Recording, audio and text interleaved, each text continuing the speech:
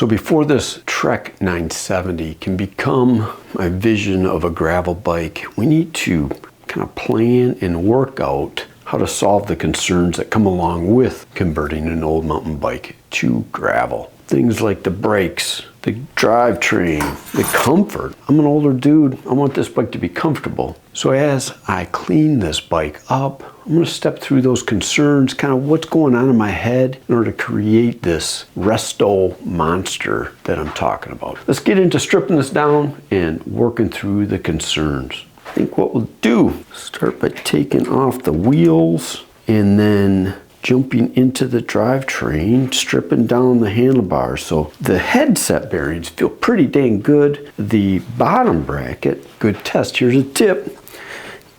Grab those cranks, go back and forth and see if there's any play. These guys are feeling good. Spins really nice as well. But we'll probably take the bottom bracket out, give that a good cleaning as well. Really nice Dior hubs. Maybe you can see that in there.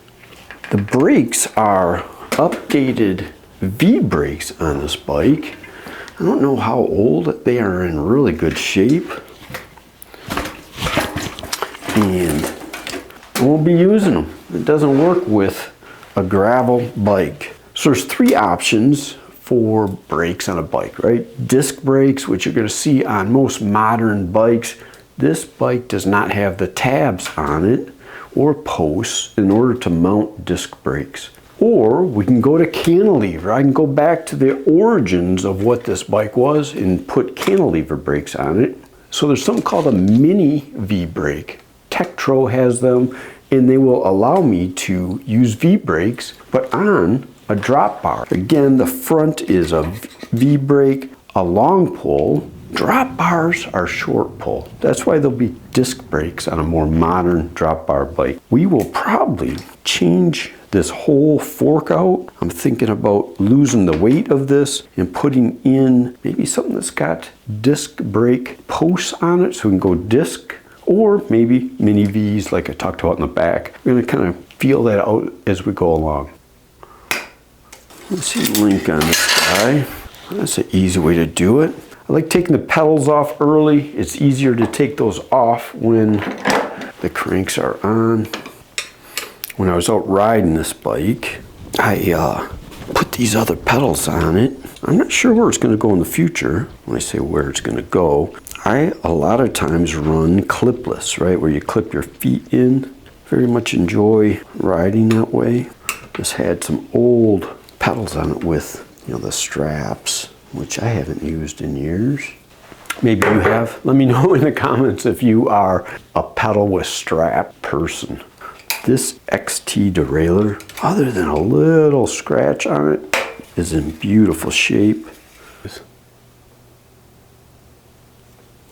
Nice derailleur. So drivetrain, concerns with converting this bike. I'm gonna go one by. And mountain bike drivetrains are not compatible. In most cases, the derailleur is not going to work with drop bar for pull ratios. That means changing up derailleurs. Now years ago, I became like a MicroSHIFT devotee, jumped into using 9 speeds on a lot of stuff. I wear out drivetrains. I like the mountain bike a lot. It was becoming super expensive to continue to replace stuff with higher end Shimano. So I wanted something with clutch. I wanted something that has wide range cassette and something that worked well one by. I ended up switching nearly all my bikes over to 9-speed Advent. 9 speeds are a lot stronger than 11 speeds or 10 speeds. When I say stronger, the chain, and if you have ever broken a chain or if you've worn out stuff, when you start buying 10-speed chains, 11-speed chains, it can be expensive. Start buying nicer rear cassettes, 10, 11, 12, can be really expensive. And if you wear out a cassette nearly every year like I do, it gets expensive real quick to just love riding bikes. So we talked about brakes. My vision is mini brakes in the back to solve that V-brake issue. And since I'm going to be putting another fork on, finding a fork that has posts on it so I can run disc in the front. So I want to have a nice clean cockpit as I get into the gravel bike, which means routing the cables under the tape. But with a 9-speed drivetrain, a 1x9, I only have 2 cables coming off this right side and then 1 cable for the brake. And the cost of going to drop bar drifters, I mean, you can spend hundreds. With what I'm talking about with the MicroSHIFT 9-speed drivetrains are completely compatible. Mountain bike to drop bar, which is just wonderful. I don't know why more bike component manufacturers don't do that. My drivetrain will probably either be an 11x46 in the back or 11x42. Haven't quite nailed that down. Maybe a 38 tooth or a 40 tooth ring in the front. Another solution for shifting, you could go bar end, right? A friction shifter, bar end shifter. I could do that. It would be capable, but knowing that I'm in love with the MicroSHIFT, in fact, I will probably do a video about MicroSHIFT, why I jumped onto this bandwagon. I'll link that above. It's going to come in the future though. Now, when I talked about going to rim brakes in the back and disc brakes in the front, it's another problem to tackle, right? Disc brakes are going to need a new wheel. The wheels that were on this bike were a high quality wheel, rim brake only, but I also need to make something that is compatible with disc. Not so much in the back, but for sure in the front, which means at least a new front wheel. I'm gonna see if I can source like just a cheapy budget rim brake / disc brake compatible wheel set. As we talk about wheels and tires, I could probably get a 650B in the back, but it just raises a whole another set of issues. What are those issues? Really has to do with the placement of the brake posts and then for the rim brakes, right? They're in the wrong spot. This guy is built for a 26-inch wheel. I'm gonna stick with these 26-inch wheels. Tires. Tires become a very important thing in regard to comfort. Number 1, traction. Number 2, getting a tire that's a little bit wider, say above that 2-inch mark. It's going to help a lot with the ride. I think I'm going to go with just a traditional, very popular Panaracer GravelKings. Next, probably want to touch on fit and then geometry and comfort. So first ride on this was really to see if this frame would work for me. Conclusion, yeah, it's gonna work for sure if I adjust things for my 60-year-old body. The general geometry almost perfectly aligns with a modern gravel bike. So compatibility there, fantastic. What are some downfalls or pitfalls? I wish I could put a bigger wheel on, right? A 29 or a 700C wheel would be even better. Smooths out dirt roads even a little bit more. Can't do that, but things I can do, probably, let's start at the back. Seat post and saddle in terms of comfort. Very little setback on the seat post. I did find myself wanting to shift back a little bit. A setback, I'm thinking about a 25mm setback on my saddle. Should help out quite a bit. Let's get up to our cockpit. I'm going to try to find some drop bars that have a slight rise, number 1. Number 2, I'm going to go for a arrow style, right, where you've got that flattened hood area in order to rest your hands. That'll give me additional comfort. I'm going to shorten our stem up. I'd like to find something that raises that stem up a little bit, so I'll have a slight rise with the handlebars, a slight rise with the stem. The other thing I got going for me, because I'm putting another fork on, a rigid fork, it hasn't been cut, right? So I can bump this guy up a little bit more. Trying to kind of keep a pretty look to the bike as well by not going too crazy on a long steer tube exposed, but I've got the option to do that with a new fork. I did say I'm going rigid. It's going to be an alloy fork. I'd like to get a steel in here, but finding a steel fork with our 1 1/8 is getting difficult. I know Surly has some. They're kind of pricey. Don't want to spend that kind of money. Wider bars would be the other one. These guys are pretty narrow. When I go to a drop bar, obviously those are generally narrow. I'll probably go to about a 42 centimeter width on our drop bars. When converting these bikes, think about things like adjusting the derailleur for indexing. Lots of drop bar bikes do not have the barrel adjusters at the shifters, right? They're going to be at the derailleur. I know MicroSHIFT does not have a barrel adjuster at the derailleur.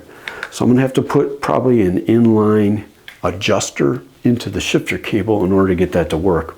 Chain line. I'm going to stay with a square taper BB because it allows me to adjust chain line relatively easy. I've got multiple square taper bottom brackets that I can use, different widths in order to nail my chain line, but it's something to also think about. Getting this disassembled in order to get into the next steps of scrubbing, number one. Number two is going to be polishing.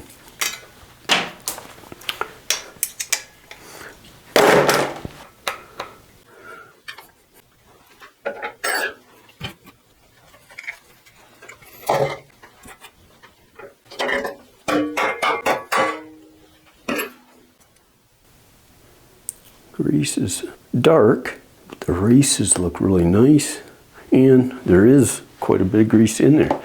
Good sign.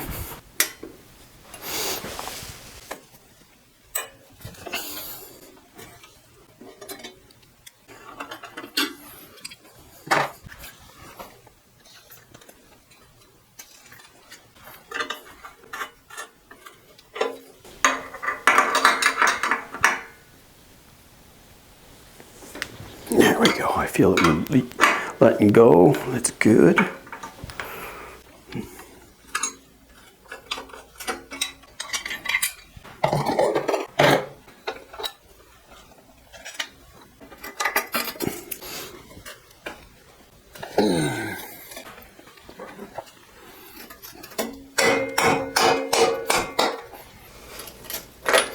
It wasn't too bad. UN51 still. This turns so smooth.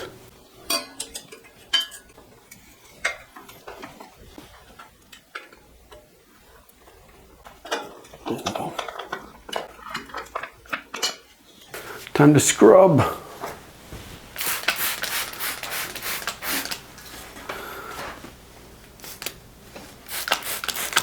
So soap, water, a little bit of isopropyl alcohol in my mix.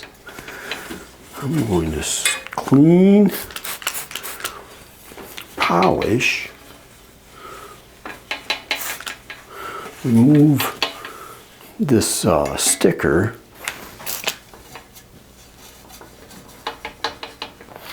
So I like this Meguiar's Scratch Eraser Kit. Just a little dab. We usually do it.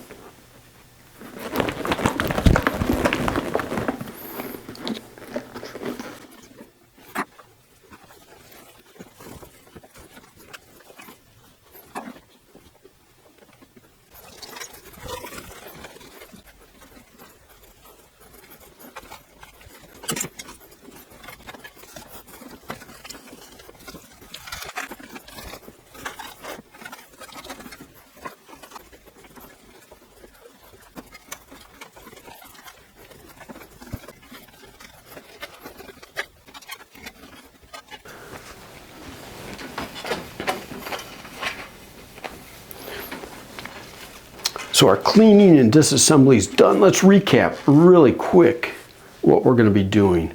We're going to go to a 9-speed MicroSHIFT drivetrain, which is going to have a 1x9. I think I'll go with a 40T in the front. I think we'll do our mini brakes in the back. That'll solve our drifter issue with drop bars on the spike. Shifters, I'm going to go with MicroSHIFT again. They solve so many issues. Having a system, a drivetrain that's compatible with drop bars along with mountain biking is just a game changer for saving money. And I love the MicroSHIFT stuff. I'll probably have a separate video on that. We also touched on tires. I would love to go to a bigger tire. 650Bs would probably fit, but I would have to tackle different brakes on the back, which just is another can of worms I don't want to open. So we're going to go with the Panaracer GravelKings 2.1. It's going to look so cool on this bike. Proven tire, especially for the kind of riding I want. It's going to improve our comfort as well. Geometry, comfort, and fit. Like I said, slight rise to the handlebars. I'm going to get a little rise there. We're going to have a slight rise. We'll be able to tweak that because I'm going to have another fork. Tweak the height of the handlebars as well. And then my stem shorter with a rise maybe. We'll take a look how that looks. So much of that's going to set the tone and the feel and the look of the bike. Paint and aesthetics, you got to have a cool looking gravel bike. The red has turned out perfect. It's showing its age. It's almost 30 years old, but the beautiful red paint. I think we're going to try to stick with a yellow fork. Give a nod to that original fork that was on here.